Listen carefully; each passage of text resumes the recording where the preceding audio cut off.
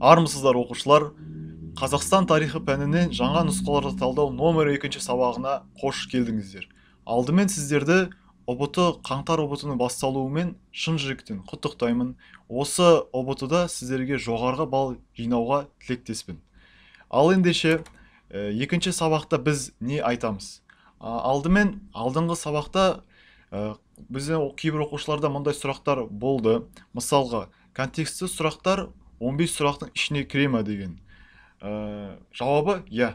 Яғни осы жылы сіздерден жаңадан контексті сұрақтар енгізілді. Мысалға, осы бүгіннен бастап оқушылар ұбт тапсырып жатыр ғой, оларда уже контексті сұрақтар келген. Контексті сұрақтар 11-ші сұрақтан басталып 15-ке дейін. Яғни олардың саны 5 болады.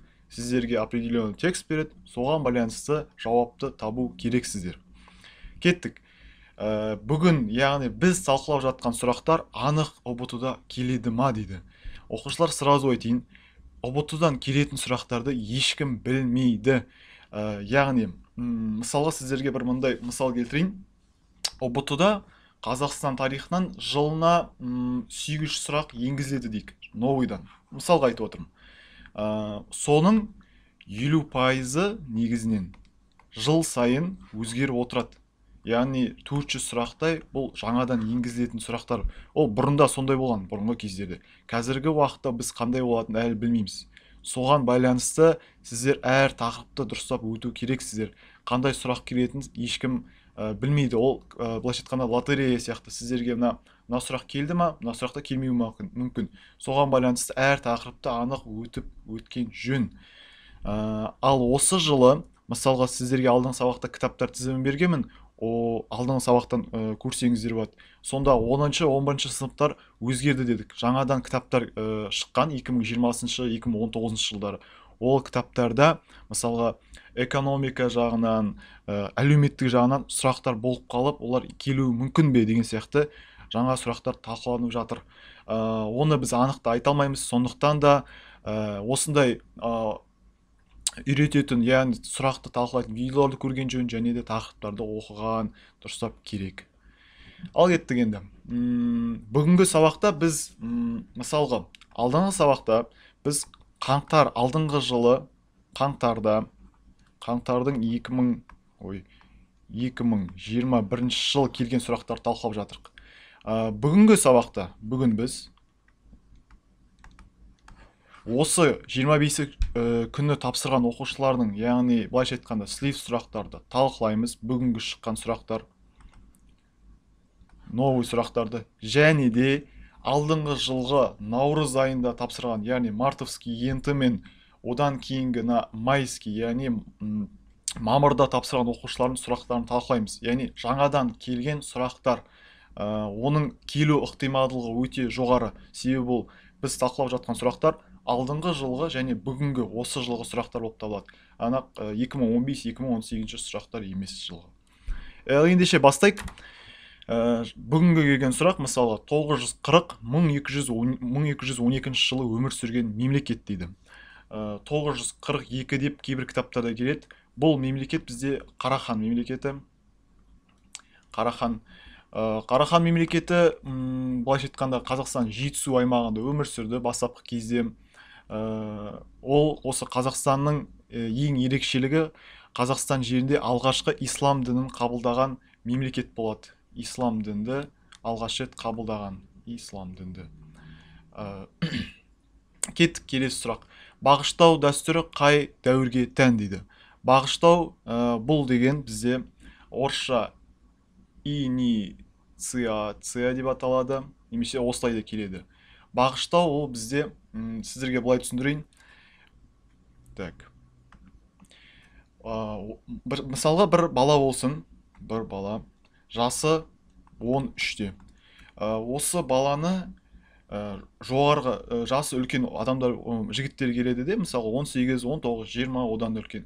Оларды сол баланы өзімен бірге аң аулауға, немесе басқа да бір заттарға істеуге алып кетеді. Яғни осы баланы, жасы 13-тегі баланы үлкендер құрамына қосу, жасы үлкендер тобына қосу. Осыны біз бағыштау немесе инициация деп атаймыз. Инициация негізі ерте палеолитта палеолит пайда болған дәуірі. Кеттік келесі сұрақ. 1998-1999 жылы зерттелген Самашев ескерткіші, Зейнолла Самашев біздің осындай археолог тарихшымыз қандай қорымды зерттеді деп тұр. Зейнолла Самашев біріншіден сақтарды зерттеген, сақтар заманындағы сақтардың Берел деген қорымды зерттеді. Берел қорымы. Берел қорымы бізде бұл Шығыс Қазақстанда орналасқан Қатон, Қарағай деген жерде орналасып тұр. Осы Зейнолла Самашев зерттеген болатын. Ал кеттік ары қарай.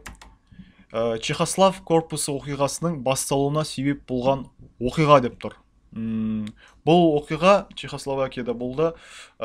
Былайша айтқанда Ресей империясының құлауынан кейінгі КСРО-ның билікке келуінен басталған болатын. Сол кезде осыған қарсы Чехословакияда жалпы көтеріліс басталған болатын. Жақты жауабы кеңес билігінің легионерлерді қарусыздандырмақ болған әрекеті. Бұл 1918 жылға тән, 20 ғасырға. Келесі сұрақ. 800 майдангер солдаттар мен тыл жұмысына алынған қазақтарды солдаттардың орыс мұсылман ұйымын ұйымдастырды қай қалада деп тұр. Бұл тоже осы 20 ғасырға тән. Бұл кез бірінші дүниежүзілік соғыс кезінде болды. Бірінші дүниежүзілік соғыс кезінде. Ал жауабы Сергиопольде болады. Өздеріңіз көріп тұрғандай. Ал кеттік. Өзбек ұлысында, яғни 15 ғасырда үш халықтың болғандығы, оның ішінде ең ержүрегі қазақтар деп айтқан кім деп тұр? Өзбек ұлысы бізде бұл Әбілхайыр хандығы. Ол туралы кейініректе бір талқылаймыз. Әбілхайыр хандығы. Үш халық қандай халық ол? Біріншіден Әбілхайыр хандығында ең мықты үш халық болған. Әбу деп қойық. Біріншісі бұл Қыпшақ. Қыпшақ деп қазақтар деп тұр. Екінші бұл бізде шайбаниттер. Шайбаниттер. Яғни кейін бұл шайбаниттер Өзбек хандығын құрады, осылай айтып тұр. Үшіншісі қара қалпақтар. Қара қалпақтар не істеп жүр деп тұрған шығарсыздар. Кезінде олар тоже осындай бір қазақ сияқты, өзбек сияқты мықты да бір құрамында болды. Қазіргі уақытта олар Өзбекстанның құрамында. Так, осы үшеуі туралы жазған Әбілхайыр хандығында тарихшы Рузби-хани дейтін кісі. Рузби-хани. Осындай адам. Кеттік келесі сұрақ. Көшім хан, яғни Батыс Сібір хандығының ханы, жергілікті халқына қандай дінді таратып бастады деп тұр. Батыс Сібір хандығы бұл Алтын Орданың орнына құрылған мемлекет. Алтын Орданың орнына. Ол Алтын Орданың орнына құрылып, Қазақстанның қазіргі солтүстік аймағы, яғни қазіргі Сібір жақта алып жатыр. Қазақстанның солтүстігінде көбінесе болды. Ал Көшім хан қандай дін таратты дегенде, жауабы логичны оқып табуға болады. Ислам болады. Ислам дінін. Келесі. 1597-1598 жылдары Тәуекел хан Абдаллах ханның әскерін қай жерде талқандады деп тұр. Қандай адамдар саны көп. Тәуекел өзіміз білеміз, қазақтың ханы 1500 қай жылдар еді? 82-1598 жылдары билік етті. Абдаллах хан бізде ол Өзбек ханы немесе шайбаниттердің ханы. Қай жылы қырылды? 1597-98 жылы. Жауабы қай жерде болды десеңіздер, Ташкент қаласында. Өзбектердің қазіргі қаласы. Кезінде қазақтар болған. Ташкент қаласында болып, Абдаллах сол кезде қайтыс болды. Тәуекел Ташкент қаласын қазақ хандығының құрамына қосқан болатын. Ал келесі сұрақ. Батыс Қазақстанда жұмыс істеп тұрған атом станциясы. Жұмыс істеген. Бұл жауабын сразу айтайық. Капустин яр дейтін. Атын жаттау оңайға соғат деп ойлаймын. Аты бір кішкене ерекше, Капустин яр дейтін. Қазіргі Батыс Қазақстан Атырау мен Астраханьның арасында жатқан атом станциясы болған. Осылай жаттай беріңіздер. Кеттік. 1749 жылы Ресейдің қол астына өтуге дайын екенін мәлімдеп, елшілік жіберген кім деп тұр.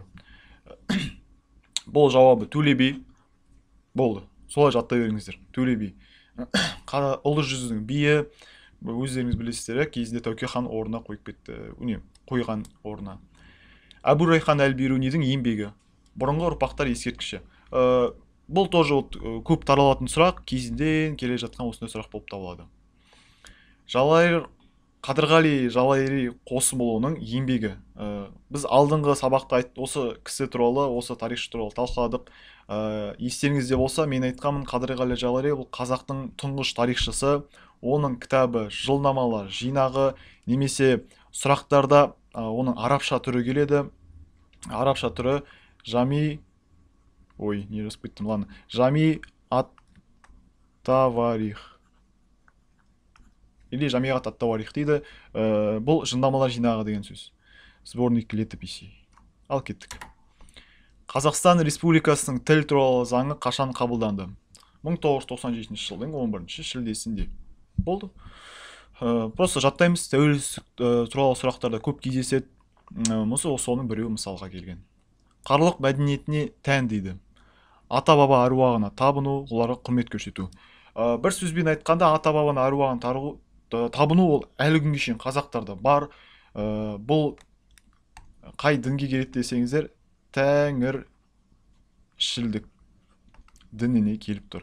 Ал қарлықтар өмір сүрді ғой 756-940 жылы. Осыдан кейін Қарахан қағанатының орнына Қарахан мемлекеті құрылған болатын. Ал Қарахандарда уже ислам діні таралды. Ислам діні кейін тәңіршілікпен араласып, осындай микс болып, кәдімгі біздің дінге жеткен болатын. Біз сондай дінді ұстанамыз, мысалға. Ислам діні мен тәңіршіліктің араласқан. Енді бәрі емес, енді көпшілігі ғой қазақтардың. Кеттік. Жүсіп Баласағұнидің еңбегі дейді. Жүсіп Баласағұни бізде 11 ғасырда өмір сүрген, қазақ халқының ренессансының бірден-бір тұлғасы болып табылады. Оның кітабы бізде Жүсіп Баласағұнидікі Құтты білік. Құтты білік дейтін. Немесе арабша Құдадғу білік деп келеді. Қай тілде жазылды десеңіздер, бұл кітап Қыпшақ тілінде жазылған. Қыпшақ тілінде қайталаймын, қазақ тілінде. Ат слово құтты болсын деген сияқты соған байланысты. Келесі сұрақ, Абай Құнанбаев және Ахмет Байтұрсынұлы өмір сүрген ғасыр және олар кім болды деп тұр. Енді мына біздің ата-бабамыз білмеген ұят деп санаймын. Абай Құнанбайұлы бізде 1904 жылдар өмір сүрді. Ахмет Байтұрсынұлы жылын жаттау оңай, алдыңғы сабақта да айтқанмын. Ахмет Байтұрсынұлы 1873-1937 жылы. Яғни екеуі де 19 және 20 ғасырларда өмір сүрген. Абай Құнанбайұлы кім десеңіздер, қазақ әдебиетінің негізін салушысы, осы алғашқы әдебиетші десек болады, осы көп кітап қалдырған жазып. Ахмет Байтұрсынұлы бізде ол ағартушы, педагог, лингвист, былайша айтқанда Алаш партиясының өкілі, 20 ғасырда өмір сүрген қазақ зиялыларының бір тамшы адам десек те болады. Кеттік. Атлах шайқасы болған жыл дейді. Атлах шайқасын кейбірде талас шайқасы деп атайды. Қай жылы болды десеңіздер, 751 жылы. Бұл шайқаста бізде арабтар мен кімдер соғысты? Қытайлықтар. Арабтардың жанында қарлықтар болды. Кеттік. Ұлт азаттық көтерілістер дейді. Бұл енді тіптен түсініксіз сұрақ. Менің ойымша, без вариантов қой осы кезде. Просто ана жерде жауаптарында А, Б, С дейді. Көтерілістер беріліп тұр, соны табу керек шығар деп ойлаймын. Бірінші ұлт азаттық көтерілістер дейді. Не деген сөз десеңіздер, мысалға мындай мысал келтірейін сіздерге. кешегі қазақ жерінде митингтер болды, бұрында да митинг болып отыр. Сондайға келтіруге болады, бірақ ол уже митингтен да жоғары. Яғни бірде бір белгісі, мақсаты бар, бір нәрсені өзгерткісі келген адамдар топ өкілі.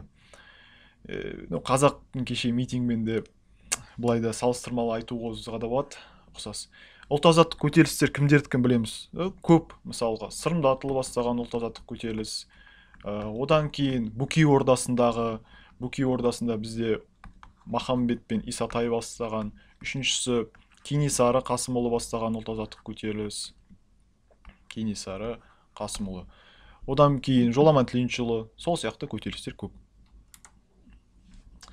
Ал оқушылар, осы сұрақтан бастап, яғни Түргеш астанасы, біз алдыңғы жылғы, яғни 2021 жылдың наурыз айы мен мамыр айындағы сұрақтарды талқылаймыз. Ал ендеше бастайық. Түргеш астанасы дейді.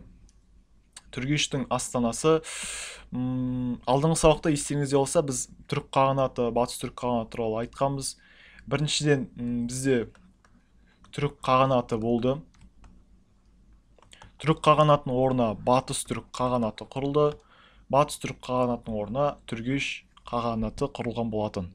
Түргеш қағанаты бізде 603 пен 704 жылдар болса, Түргеш бізде 704-756 жылдар өмір сүрді. Территориясы біз Түргештердікі Жетісуда, ал астанасы Суяб. Келесі сұрақ. Қызылордадан 300 километр жерде орналасқан дейді. Яғни Қызылордадан 300 километр жерде орналасқан. Біріншіден бұл қаланы сұрап тұр. Және кімнің қаласы дегенде Сақ қаласы. Сақтарда екі қала болды. Біріншісі Шерік Рабат, екіншісі Бәбіш Молда. Осындай екі сұрақ. Жауабы бізде Шерік Рабат болады. Шерік Рабат ғылым қаласы деп жаттасаңыздар болады. Ғылым қаласы. Ойбай. Қаласы. Ал Бәбіш Молда болса, бізде ол егіншілікпен, өнеркәсіппен айналысатын қала. Егіншілік. Не үшін Шерік Рабат ғылым қаласы десеңіздер, мысалы Шерік Рабат қаласынан цитадель табылды. Цитадель. Бұл яғни ғылыммен айналысқанның бірден бір белгісі болып табылады. Бақытсыз Жамал романының авторы. Бақытсыз Жамал романы 1910 жылы шықты. Авторы Міржақып Дулатұлы. Бақытсыз Жамал, оқушылар, қазақтың тұңғыш романы болады. Осында біліп жүріңіздер. Кир сақтарға қашан шабуыл жасады деп тұр. Кир бізде бұл Парсы патшасы. Қай жылы шабуыл жасады дегенде, жауабы бізде біздің заманымыздан бұрынғы 530 жылы. Кир шабуыл жасайды. Оған қарсы соғысқан біріншіден Спаргапис дейтін адам. Спаргапис соғысып, оған қарсы жеңіліп қалады. Қайтыс болды. Екінші соғысқан бізде бұл Томирис, Сақ патшайымы. Спаргапис Томиристің баласы, если что. Томирис пен Кир соғысты. Томирис жеңеді, Кирдің басын алады. Кеттік. Әбілқайыр хан, ойбай, Үстемір Тайшыдан жеңілген соң қаяққа қашты дейді. Ой, не деген, кімдер мынау? Әбілқайыр хан, оқушылар, Өзбек хандығының бана айтып отқан соның негізін салған, оның атауы көп, Шайбани толысы, Қыпшақ хандығы дейді. Бұл Әбілқайыр 1428-68 жылдар өмір сүрді. Ал мына Үстемір Тайшы дейтін кім десеңіздер, ол ойраттардың басшысы, ойраттардікі. Екеуінің арасында соғыс, яғни ойраттар мен Әбілқайыр хандығының арасында соғыс 1456-57 жылдар болды. Осы соғыс кезінде Әбілқайыр жеңіліп қалады. Жеңілгесін жауабы Дешті Қыпшаққа қашады. Қыпшаққа. яғни қазақ даласына деген сөз, сол жаққа қашып кетті. Кеттік. Осыдан кейін біздің қазақтың ханы Керей мен Жәнібек осы сәтті пайдаланып қазақ хандығын құрады. Если что. Кеттік. Қарлұқтардың астанасы. Бізде бана айттық, қайталаймын оқушылар, бірінші түрік қағанаты болды, одан кейін батыс түрік қағанаты болды, одан кейін түргеш қағанаты, енді ше Қарлұқ түргештің орнына құрылған. Жауабы 756-940 жылдар өмір сүрді. Оқушылар, егер түргеш қағанатының орнына Қарлұқтар құрылса, это что значит? То есть олардың территориясы өзгерген жоқ, мемлекеттің ішіндегі негіздер өзгерген жоқ деген сөз. Просто билік ауысты. Все. Сондықтан да Қарлұқтардың территориясы өзгермейді. Жетісуда қалады. Астанасы тот же самый Суяб. Кеттік. Қарахан қағанатының батысындағы астана деп тұр. Бана біз осы ғана біз бана Қарлұқтарды талқылағанбыз. Енді ше Қарлұқ қағанатының орнына Қарахан қағанаты құрылды. Бұл 940 немесе 42 дейді, 1212-ге дейін. Қарахан мемлекеті 1040 жылы екіге бөлінеді. Екіге бөлінді. Батыс және шығыс деп. Батыс Қарахандығының астанасы, бірінші былай сіздеріп кетейін сіздер картамен, түсінікті болсын, Жетісу қаяқта деген сияқты. Мына жерде Жетісуда шығыс Қарахан болды, ал мына сыр бойында батыс Қарахан болды. Батыс Қараханның астанасы екеу, біріншісі Үскент, кейін Самарқанд. Яғни осы екі қала сыр бойында орналасқан деген сөз. Кеттік. Шайахметовтің қызметтен босату себебі. Қателеспесем, біз алдыңғы сабақта осы сұрақты талқылаған сияқтымыз.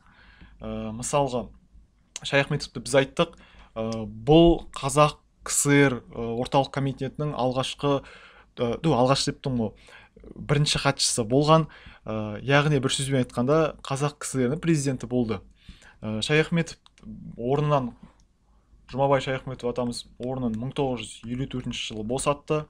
Не себепті десеңіздер, тың және тыңайған жерлерді игеруге қарсы болды. Жауабы, яғни қайталайым, тың және тыңайған жерлерді игеруге қарсы болған.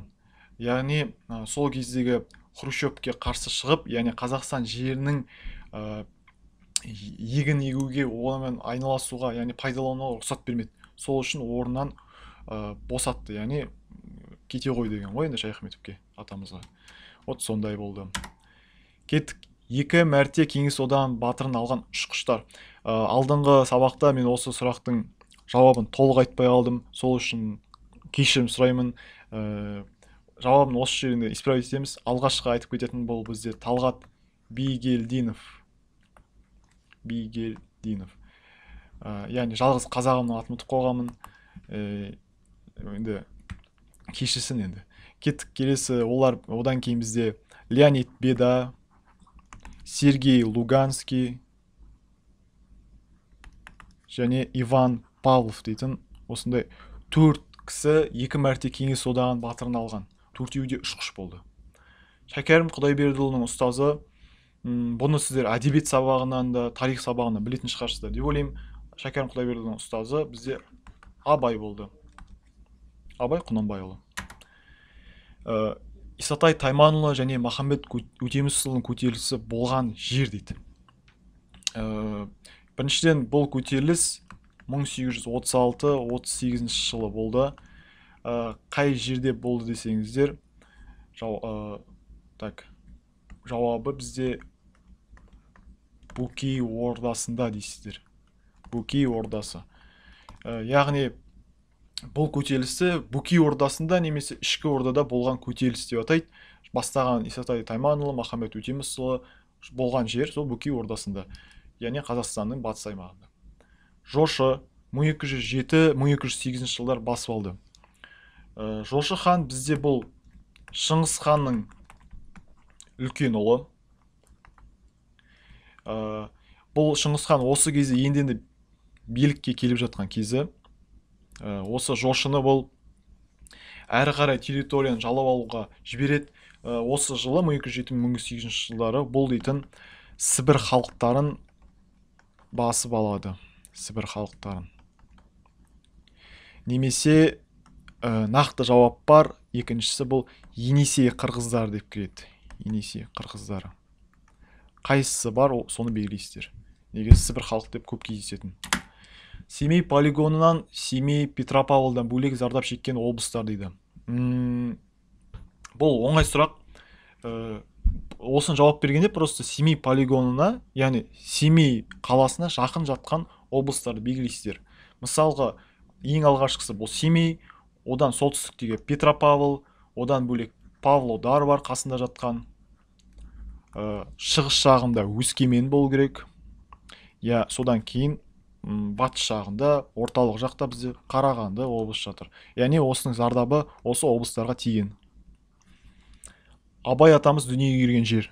Абай атамыз айттық, 1845 жыл дүниеге келді. Қай жерде дегенде Шығыс Қазақстан облысы дейсіздер. Семей қаласы, Семей уезі, Шыңғыстау баурайында дүниеге келген. Шыңғыстау баурайында дүниеге келді. Кеттік. Ең жас Ұлы Отан соғысы Кеңес одағының батырын алған батырымыз. Жауабы Жәнібек Елеусізов. Все. Кеттік. Жәңгір ханның билік еткен жылдары. Жәңгір хан қазақ ханы билік етті 1628-1652 жылдары. Бірақ бұл сіздерге оқушылар енсіда келетін датасы. Негізінен Жәңгір хан билікке тек қана 1643 жыл келді. Бұл сіздерде енсіда келетін датасы. Не үшін дегенсеңіздер, просто 28 мен 43 жылдары Жәнібек дейтін бір хан отырды.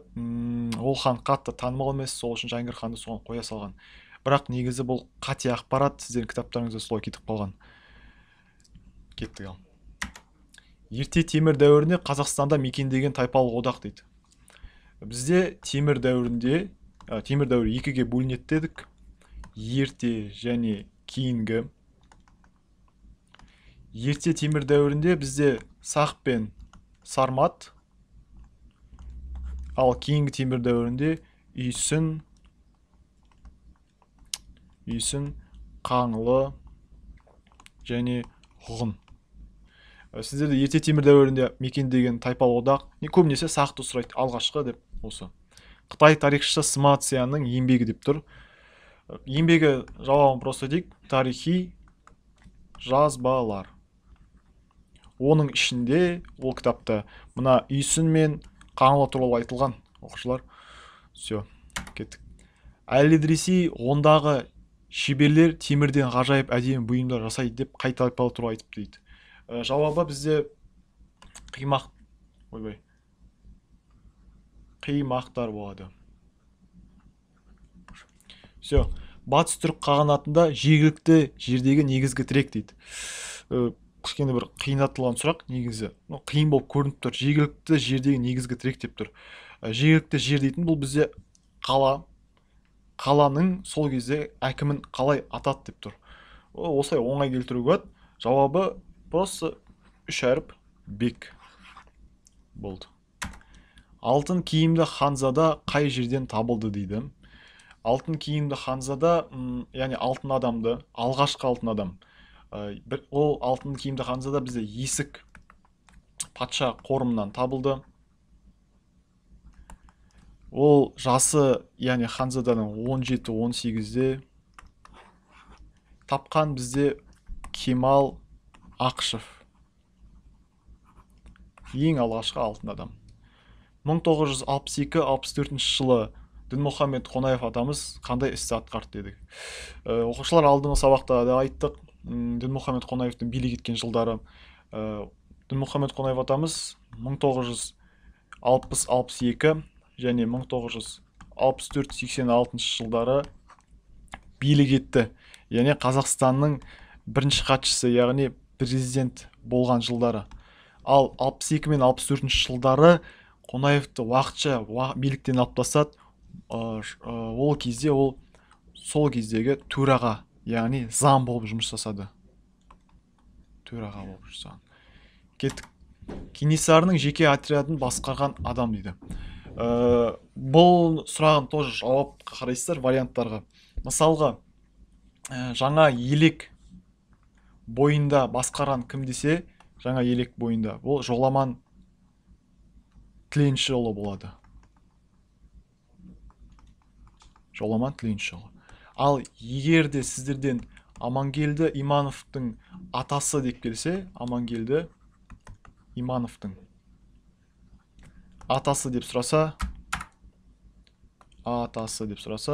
жауабы Иман Батыр болады. Иман Батыр. Все, осы екеуін біреуін таңдайсыздар. Кеттік. Хақназар хан кіммен ант берісті деп тұр. Жауабы екінші Абдаллах болады. Сол жылы сол кісімен екеуі одақ құрып, қазақтар мен өзбектердің арасында қарым-қатынас жақсарған болатын. Ал бана біз сұрақта талқыладық, кейін Тәуекел хан осы Абдаллахты өзі басы өлтіреді. Кеттік. Қазақстанның ұлттық валютасы қашан қабылданды? Жауабы 1993 жылы 15 қарашада. Яғни 15 ноябрь. Сол кезде теңге алғаш рет қабылданды. Мысалға сіздер Инстаграмда отырып жаңалықтармен қарап отырсаңыздар, осы 15 қараша күні ЗТБ каналы басқада новости шығады, соған да қарап жаттауға да болады мысалы. Келесі сұраққа көшейік. Түрік шежіресі еңбегінде Жалайыр туралы жазған жазушы деп тұр. Түрік шежіресінің авторы, короче. Жауабы Әбілғазы Бахадур. Оқушылар, сіздерге сұрақ. Бахадур дейтін не сөз, кім біледі? Комментария жазып кетіңіздер. Қарайық, оқиық, кім біледі екен. Кеттік. 1791-1838 жылдары өмір сүрген би әрі батыр. Бана ғана біз талқыладық. 1838 жылы қандай көтеріліс аяқталды? Бөкей ордасындағы көтеріліс. Сол шайқас кезінде, көтеріліс кезінде қайтыс болған кім десеңіздер, өкінішке орай Исатай атамыз, Исатай Тайманұлы. Ғұндардың басшысы қалай аталады?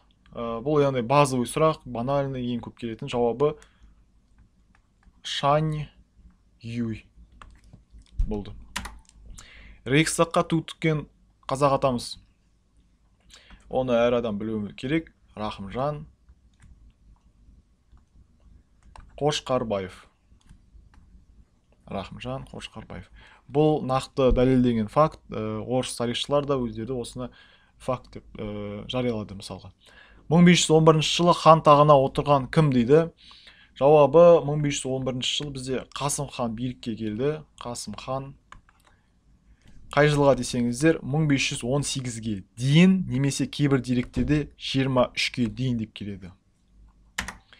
Сарматтарды Қара теңізде үстемдігін біздің заманымыздан бұрынғы 4-ші ғасырда тойтарыс берген кімдер дейді? Жауабы ғұндар. Ғұндар келіп, сарматтардың жерін қиратып кетті болды. Дальше олар сол Европаға кеткен мысалға. 13-ші ғасырда Баласағұн қай елдің астанасы болды дейді? 10-ші ғасыр деп 940 жылда тұр, 13-ші ғасыр деп 1212. Бұл қай мемлекет? Бана ғана талқыладық. Қалай ойлайсыздар? Жауабын комментарий жазсаңыздар болады мысалға. Ал кеттік. 1804-1846 жылы өмір сүрген ақын батыр атамыз. Бұл Исатайдың ең жақын серігі Махамбет Өтемісұлы. Енді да Исатай мен Махамбет атамыздың руын сұрайды.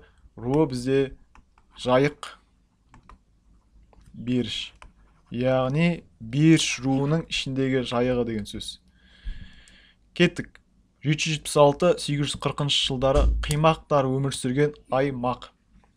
негізі қимақтар, білсеңіздер, алдыңғы сабақта біз былай айттық, олар 9-11 ғасырда өмір сүрді дедік. Ал мынау қарасаңыздар 8 бен 9 ғасыр. Яғни 9 бен 11 ғасырда қимақтар Қазақстанда өмір сүрді. Қазақстанның солтүстігі, шығысы, солтүстік шығыс десек болады, орталық Қазақстанда өмір сүрді. Ал 8 бен 9 ғасырда олар әлі Қазақстанға толығымен келген жоқ.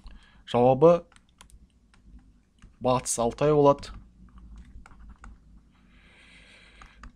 және Тарбағатай. Енді Қазақстан жеріне келе жатқан ғасырлар. Келеттік. Біздің заманымыздан бұрынғы 3 ғасыр мен біздің заманымыздың 5 ғасырында өмір сүрген тайпа. Жауабы біріншіден бұл кейінгі темір дәуірдікі. Солай жаттау оңай. Кейінгі темір дәуірінде 3 мемлекет өмір сүрді дедік. Соның ішіндегі бұл дейтін үйсіндер. Оңай сұрақтар негізінен. Кеттік. 1867-68 жылдары реформа бойынша Түркістан генерал-губернаторлығының облысы дейді. Түркістан генерал-губернаторлығы Қазақстанның жерін алып тұр. Значит, осы аймақтағы облыстар табамыз. Жауабы Сырдария облысы немесе Жетісу облысы. Екеуін біреуін таңдайсыздар. Ботай шебір қай дәуірдікі? Екеуі энеолитқа жатады. Кеттік. Түрік қағанатында билеуші лауазымы. Оп-оңай сұрақ, оны әр адам, әр оқушы білу керек, енді тапсырып жатқан. Жауабы қаған. Кейін қаған дейтін сөз хан дегенге ауысады. Просто көп айтыла береді, қаған, соған хан деп кетеді ғой адамдар. Вот сол. Біздің заманымыздан бұрын 490 жылы марафон шайқасында соғысқан кімдер деп тұр? Қазақстан тарихы боласын, жауабы сақтар болады, яғни. Сақтардың қасында парсылар болды. Олар осы гректерге қарсы соғысты. 1797 жылы таққа кім отырды деп тұр? Жауабы кіші жүзде жаңадан хан сайланды. Жауабы Ай-Шуақ. Жасы үлкен кәрі шал адам болды осы кезде. Тың игеру болған облыстар. Ғана біз айттық, 1954 жылы Жұмабай Шаяхметовті тың және тыңайған жерлерді игеруге қарсы болғасын биліктен алып тастады деп. Биліктен алып тастағасын тыңайған жерлерді игеру әрі қарай жалғасты. Қай облыстарда дегенде, осы Қазақстанның солтүстіктегі қалаларының облыстарын еске түсіру керексіздер. Олар бізде Павлодар, Ақмола, Көкшетау, Қостанай, солтүстік Қазақстан және Торғай. Алтау. 15 ғасырда Дешті Қыпшақтағы хандық дейді. Ойбай, мына сұрақ нешінші рет келіп жатыр уже. Бана үшеуін көрген сияқтымыз. 15 ғасыр бұл бізде 1400 жылдар общий. Жауабы Әбілхайыр хандығы. Кеттік. Түркістан АКСР-ның астанасы дейді. Түркістан АКСР астанасы бізде Ташкент. Басшыларын біз алдыңғы сабақта айттық. Қайттан кіріп қарасаңыздар, ұмытып қалсаңыздар. 3 мәрте Кеңес одағының батырын алған біздің азамат, КСРО-ның азаматы. Жауабы атын жаттауға оңай, Кожедуб дейтін кісі. Антиядрылық қозғалыс, яғни Қазақстан жеріндегі полигондарға қарсы қозғалыс. Жауабы Семей, понятно, Семей, Невада, Семей болады. Бұл қозғалыстың басшысы бізде Олжас Сүлейменов. Осыдан кейін Қазақстан тәуелсіздігін алғаннан соң бізде Құдайға шүкір осы Семей полигон жабылды. 1201 жылы Найман керейттердің жиналу себебі не болды деп? 1201 жылы Шыңғыс хан енді билікке келіп жатыр, қырып бастайын деп жатқан кезде Найман керейттер құрылтай жасайды. Құрылтайда Шыңғыс ханға қарсы одақ құру болды. Бірақ Полибомий жеңіліп қалды. кеттік. Енді оқушылар, осымен біз тарих нұсқалар талдауын сабағын аяқтадық, екінші сабағын. Назарларыңызға рахмет. Бірақ сізден бір нәрсе сұраймын. Біз негізінен Қазақстан тарихы курсын ашқанбыз. Осыны онлайн akjol.edu.kz сайтына немесе сілтеме бойынша қарап кірсеңіздер болады. Онда алғашқы 2 сабақ тегін. Оған кіріп сіздер Қазақстан тарихынан бүкіл тақырыптарды бір айдың ішінде оқып жаттап үлгерсеңіздер болады. Курстың бағасы, алдыңғы сабақта айтқанбыз, 6000 теңге. Осыған байланысты сіздер тарих сабағын оқып шықсаңыздар болады. Назарларыңызға рахмет. Қош сау болыңыздар. Келесі сабақта кездескенше.